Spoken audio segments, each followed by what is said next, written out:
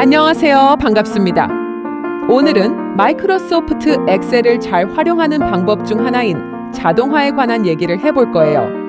어떤 프로그램이든 잘 만들어진 기능들이 많은데 귀찮아서 아주 단순 한 기능만 맨날 쓴다면 맨날 콩나물국만 먹는 것과 같습니다. 냉장고 문을 한번 살짝 열고 대충 훑어보면 생선도 있고 소고기도 있는데 말이죠. 그럼 냉장고 문을 한번 열어볼까요? 먼저 엑셀 파일 하나를 만들고 옵션 설정을 일부 수정합니다. 수식 옵션에 있는 R1C1 참조 스타일을 체크합니다. 이것은 엑셀 파일 열머리에 있는 A, B, C 스타일 대신 숫자 1, 2, 3 스타일로 만드는 거예요. 오, 이런 AI 목소리. 베트남 세대기야 뭐야? 체크를 하면 숫자로 보여 위치를 정확하게 계산을 하기 좋으니 체크해 둡니다. 다음 언어 자동 교정 부분을 모두 체크 해제합니다. 별로 유용하지도 않을 뿐더러 원치 않는 글자로 마음대로 바뀌는 걸 방지합니다. 물론 어디까지나 개인적인 의견일 수 있습니다. 다음은 보통 기본적으로 감춰져 있는 개발 도구 메뉴를 활성화 시켜줍니다. 이 메뉴가 있어야 자동화 기능을 맛볼 수 있습니다. 다음은 보안 관련 세팅인데요. 보통은 기본값으로 두는 게 좋겠습니다만 액티브엑스 및 매크로 보안을 해제하여 제한 없이 사용할 수 있게 해둡니다. 내가 만든 파일이 아닌 출처를 알 수 없는 파일들에는 간혹 매크로 바이러스 같은 것이 묻어 있을 수 있는데요. 비단 이런 엑셀 파일이 아니더라도 인터넷에서 알 수 없는 파일을 받는다든가 하는 경우 모두 조심하는 게 좋죠. 다른 데서 엑셀 파일을 받아 찜찜하면 열기 전에 미리 보안 기본값으로 돌려놓을 수 있습니다. 메뉴 항목에 개발 도구가 추가된 게 보입니다. 클릭합니다. 그런 다음 매크로 기록이라는 버튼을 클릭해 봅니다. 매크로 저장을 위한 팝업 창이 뜹니다. 테스트 1이라는 이름을 붙여주고 실행용 하키를 컨트롤 A로 해줍니다. 이제부터 마치 CCTV처럼 엑셀에서 여러분이 하는 모든 것이 기록되어집니다. CCTV와 다른 점은 가만히 있으면 아무것도 기록하지 않고요. 뭔가 작업을 하면 기록한다는 점이죠. 자, 흔히 하는 작업을 하나 해봅시다. 중지시킬 때까지는 계속 기록됩니다. 영상을 빨리 돌립니다. 참고로 저는 전설의 독수리 타법입니다. 작업이 끝나면 매크로를 중지합니다. 그러면 기록은 중지되었고 옆에 있는 매크로 버튼을 클릭 저장된 내용을 확인해 봅니다. 저장된 매크로를 선택, 실행 버튼으로 실행해 볼 수도 있고요. 편집을 클릭, 내용을 수정할 수도 있습니다. 매크로 파일, VBA 프로그램 코드, 자작 함수 같은 것은 모듈이란 곳에 저장됩니다. 방금 저장된 매크로 내용이 모듈 안에 서브테스트1이라고 저장되어 있습니다. 모듈은 필요에 따라 많이 만들 수 있는데요. 내가 만든 매크로나 코드나 함수가 많아지면 종류별로 다른 모듈에 넣어 놓으면 좋겠죠? 방금 내가 작업한 내용이 기록된 걸 보니까 매우 복잡하죠? 하지만 내가 직접 만들면 저렇게 복잡하지는 않아요. 아니, 좀 복잡하면 어때요? 며칠 고생해서 자동화 시켜 놓으면 몇 년, 아니, 수십 년을 여유롭게 살 수 있는데요. 문제는 꺾이지 않는 마음? 자, 쓸데없는 사설이 길어졌네요. 창을 닫고 나갑니다. 작업한 내용을 지워버리고 매크로를 테스트해 봅시다. 컨트롤 A로 하키를 만들었으니 컨트롤 A 합니다. 짜잔 하고 같은 작업이 순식간에 실행됩니다. 다른 페이지에서도 컨트롤 A 해봅니다. 매크로 앞에 시트를 선택하는 문구가 빠져서 이렇게 되는데요. 당연히 특정 페이지로 가서 실행되게 할 수도 있습니다. 이번에는 많이 사용하는 합계내기 함수, sum 같은 함수를 하나 만들어 봅니다. 비주얼 베이직 버튼을 클릭합니다. 모듈을 선택하고 우측 빈 바탕을 클릭합니다. 우측에 있는 삽입 버튼을 클릭, 프로시저 항목을 클릭합니다.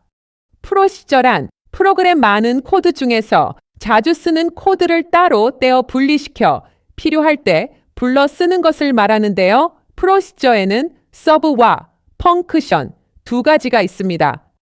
서브는 작업을 시키면 시킨 작업만 하는 것이고요. 펑크션은 작업이 끝난 뒤 결과값을 되돌려주는 프로시저입니다. 그러니까 어떤 값을 주고 계산을 시켜 그 결과값을 받고 싶다면 펑크션을 선택하는 것이지요. 펑크션을 선택하고 함수 이름을 myadd라고 해줍니다. 아래에 퍼블릭과 프라이빗이 있는데요. 퍼블릭, 즉 전국구로 해야 어디서나 사용할 수 있습니다. 자, 펑크션을 작성할 수 있게 기본 포맷이 만들어졌습니다.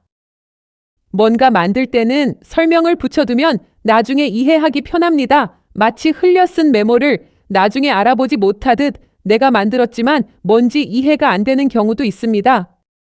그림에 보이는 작은 따옴표를 쓰면 그 뒤에 있는 것은 모두 주석, 즉 설명으로 취급됩니다. 주석은 자동으로 글자색이 녹색으로 바뀝니다. 뭔가 어려운 것 같죠? 어렵지 않습니다. 설명해 볼게요. 먼저 퍼블릭이 보이죠? 전국구, 어디서나 불러 사용할 수 있다는 것이죠. 지역에서만 사용하려면 프라이빗이 되겠죠? 앞에서 설명했듯 펑크션 타입입니다. 결과값을 되돌려줘야 되죠. myadd, 내가 붙여준 펑크션 이름입니다. 함수 이름이죠. 어떤 이름이든 괜찮지만 이름만 들어도 뭐 하는 함수인지 알면 좋겠죠? 프로시저는 이름 뒤에 반드시 괄호가 붙습니다. 이름이나 변수가 아닌 프로시저라는 뜻이죠. 특히 함수는 괄호 안에 작업에 필요한 데이터 개수와 타입을 명시, 이렇게 전달해달라고 합니다. 두 수를 합계하는 함수에 숫자 하나만 달랑 오면 작업이 안 되죠. 전달받을 숫자는 2개, x, y라고 하고 각 숫자 타입은 인티거형이라 명시하고 있습니다. 인티거 숫자 정도는 구글링으로 알아보세요. 함수 오른쪽에 as 인티거라 되어 있죠? 이 말은 되돌려줄 결과값이 문자도 아니고 날짜도 아니고 인티거형 숫자 값임을 말하는 것입니다. 즉, 숫자를 돌려주니까 알아서 써라 하는 것이죠. dimC는 as 인티거, 즉 새로 변수를 하나 만드는데 타입을 인티거형으로 한다는 뜻이에요. 수학에서 x, y, z 같은 것이 변수인데 여기와 같이 선언하지 않고 밑도 끝도 없이 c는 하고 사용하면 안 됩니다. 다음에 보는 것이 정작 중요한 실제로 실행할 작업, 즉 공식이죠. 이 공식은 여러분이 필요로 하는 바로 그 계산이 됩니다. 전달받은 두 수를 가지고 계산을 한 후 결과값을 c라는 변수에 넣고 있습니다. 다음에 계산한 결과값을 myadd에 넣습니다. 즉, 내 함수라는 박스에 결과값을 곱게 포장해 넣어 주문한 사람에게 보내게 되는 것이지요. 완성되었다면 저장하고 창을 닫습니다. 아무 셀을 하나 선택하고 는 하고 my를 입력합니다. 그러니까 my만 입력해도 내가 만든 myadd 함수가 자동으로 보입니다. 함수를 클릭하고 괄호 안에 전달해줄 아무 수나 2개를 콤마로 구분 넣어주고 엔터 해줍니다. 그러면 함수 결과값이 들어가는 걸 확인할 수 있습니다. 우리는 이런 함수를 필요할 때마다 만들고 저장해 두었다가 언제든 바로 쓸 수 있습니다. 이번에는 앞에서 만든 매크로를 Ctrl A로 실행하지 않고 버튼을 이용하여 실행해 볼까요? 삽입 아이콘을 클릭, 버튼을 선택, 버튼을 대충 그려줍니다. 버튼 이름을 버튼 1이라 해주고 일단 확인 종료합니다. 아직 마우스로 클릭하면 안 됩니다.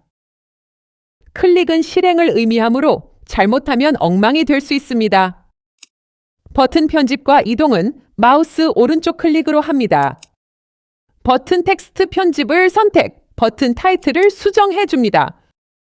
양식 그리기 1 하고 붙여줍니다.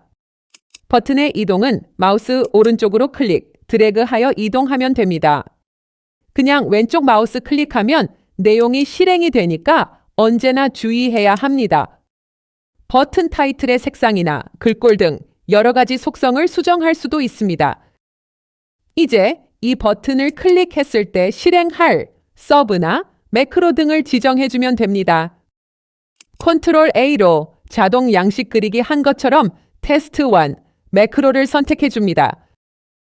버튼을 클릭, 매크로를 실행합니다. 실행이 됩니다. 엑셀 자동화 맛보기를 해보았습니다. 어디까지나 이런 게 있구나 하는 정도의 맛보기였습니다. 이 다음 영상부터 하나씩 예제를 가지고 설명하도록 하겠습니다. 꺾이지 않는 마음으로 눈팅하면 얻어가는 것도 있을 것입니다. 긴 시간 수고하셨습니다. 만든 저도 수고했으니 여러모로 감사합니다.